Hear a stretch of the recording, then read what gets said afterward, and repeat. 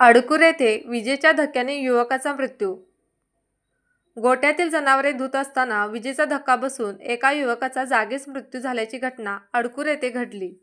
रवींद्र मनोहर सोनार, वय 24, राहणार अडकूर असे या मृत युवकाचे नाव आहे। रवींद्र हा नेहमीप्रमाणे परीट ओढ्याजवळील आपल्या गोठ्याकडे गेला होता। यावेळी जनावरे धुत असताना अचानक विजेचा धक्का बसल्याने तो खाली कोसळला।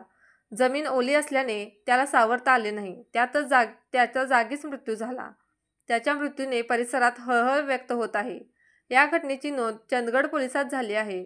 जनसामान्यांच्या प्रहार न्यूजसाठी चंदगड तालुका प्रतिनिधी नारायण हुपरीकर।